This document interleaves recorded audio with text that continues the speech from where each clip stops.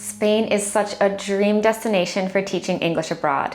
With its variety of programs, rich history, and amazing regions to explore, Spain should be at the top of your list. In this video, I'll share what you should know before teaching abroad in Spain in terms of school life, social life, and traveling. I taught in Spain for 5 years, so I have plenty to share. If you're getting ready for life as an English teacher in Spain, or just thinking about it for the future, then this video is for you. I'm Jamie from ESL Teacher 365. I've taught in 6 different countries and I love helping people do the same. Make sure to subscribe if you'd like to learn all my Teach Abroad tips and tricks. If you need help getting your Teach Abroad adventure started, then fill out my survey link down below. Now, let's fly to Spain. What you should know before teaching English in Spain: school life. Let's look at 5 things you should consider before teaching in Spain. Number 1, there are different ways to teach in Spain.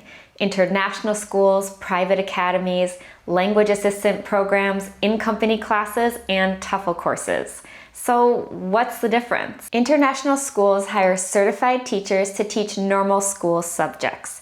I worked as a preschool and first grade teacher at an American school in Madrid, and I loved working there.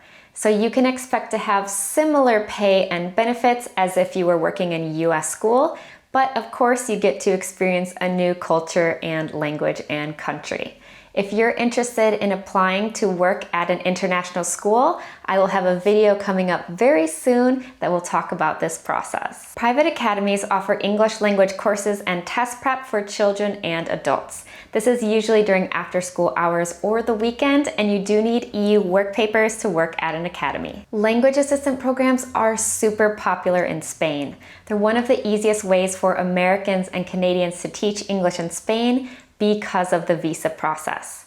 Most of these programs are going to require a bachelor's degree in any subject, and they do require you to be a native speaker, but there are some exceptions to those rules.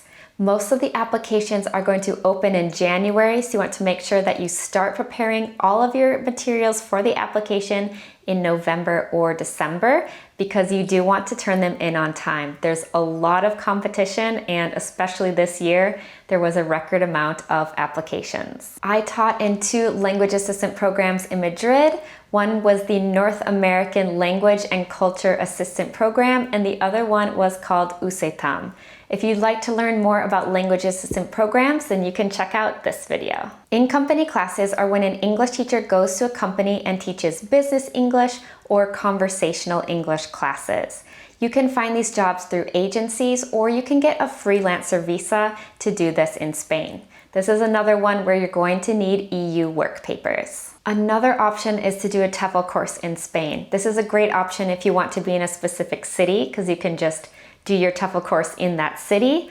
Or it's a great option if you don't have a TEFL certificate yet and you plan on getting one, because these courses often have job placement guarantees where after you graduate from the course, they will help find you a job in the local area. Number 2, you may teach something besides English, but in English. In some language assistant programs and international schools, you might not just be teaching English, grammar, and vocabulary all day. When I was a language assistant, I had the opportunity to teach science and art classes as well, but in English.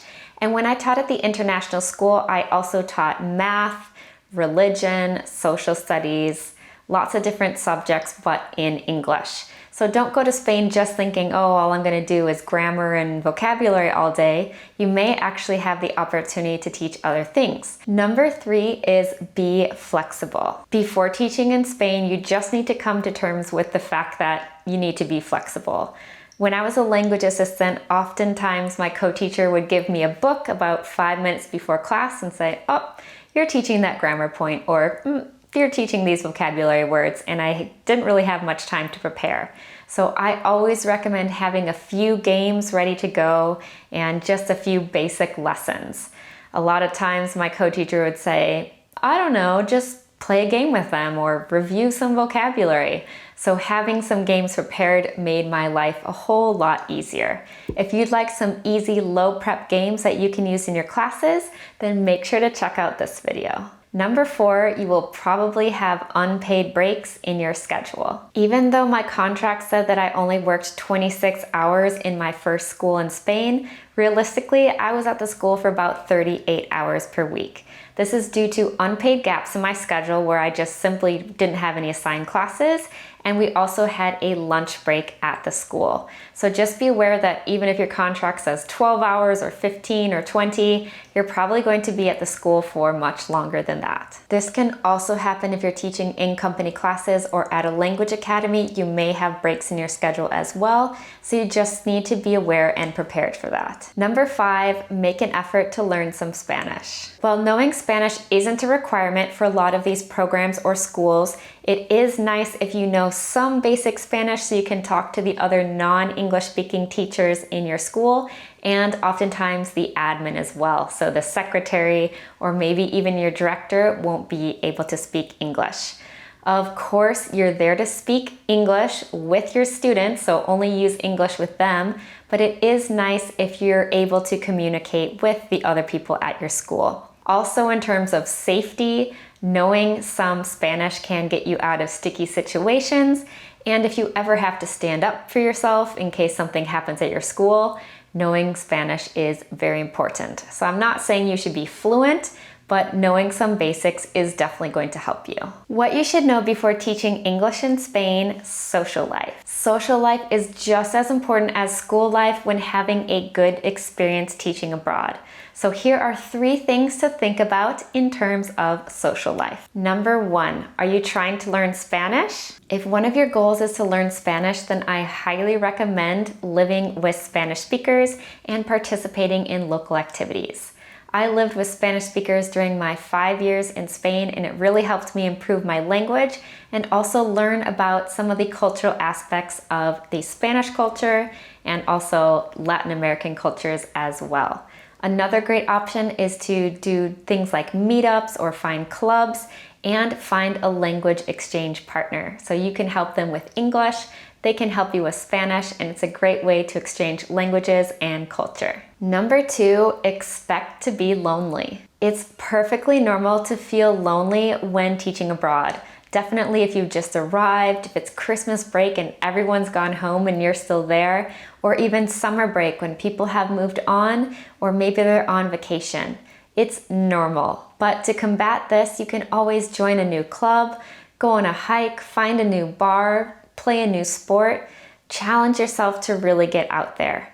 But being alone isn't such a bad thing, and it's during these times when you're alone and abroad that you're really going to learn more about yourself. So don't think of it as a bad thing, think of it as a bit of a challenge. Number 3, cultural differences. Spanish people are outgoing, fun, and adventurous, but they do have a few quirks, so it's important to understand some of these cultural differences. When you're at school and you walk into a room and there's already people there, make sure you knock first.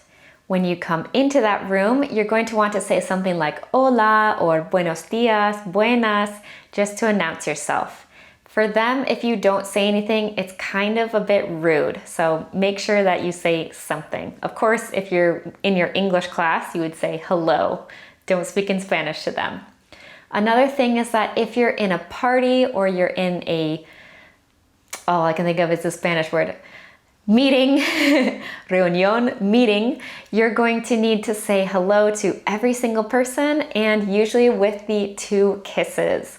So be prepared to go around and give everyone 2 kisses, 1 on each cheek, even if you've never met them before. And when you leave, you're going to want to give them these kisses again to say goodbye. As an American, this can be a bit uncomfortable at first, but you will get used to it. And lastly, some of the co-teachers that I worked with were kind of blunt and intense. So if they didn't like something that I did in class, they would kind of just get really into my face about it, and it was definitely intense, but tensions blew over quickly. And again, I was just kind of flexible and went with it. Learning another culture is one of my favorite aspects of teaching abroad, but it does come with a lot of awkward moments. What you should know before teaching in Spain: traveling. Number 1, take advantage of long breaks and long weekends to travel. Spain is one of the top countries in terms of days off. You're going to have longer breaks like Easter, Christmas, summer holidays, those are great times to travel to other European countries or even to Northern Africa. I also use my Christmas break to go back home to the US so I could see my family and friends. Along with that, you're going to have long weekends, which are called puentes, which means bridges. That's a great time to travel around Spain or travel around Europe as well. Number 2, if you miss school, expect your pay to get docked. If you plan on taking a random Monday or Friday off to travel, then be aware that your pay may be severely docked. Of course, if you're sick, you're going to need to excuse that absence with a medical certificate.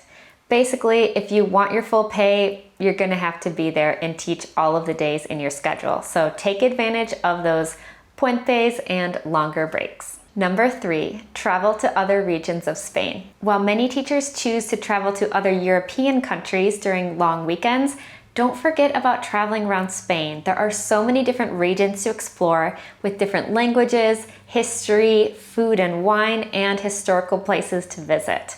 I recommend visiting País Vasco, Asturias, Andalusia, Catalonia. There are so many great regions. Are you interested in teaching in Spain? What city or region would you like to teach in? Leave a comment down below. I hope this video helps you understand what you should know before teaching in Spain. If you'd like more information on specific programs in Spain, then you can check out my Teach in Spain playlist. If you need help getting your Teach Abroad adventure started, then you can send me an email at jamie@eslteacher365.com.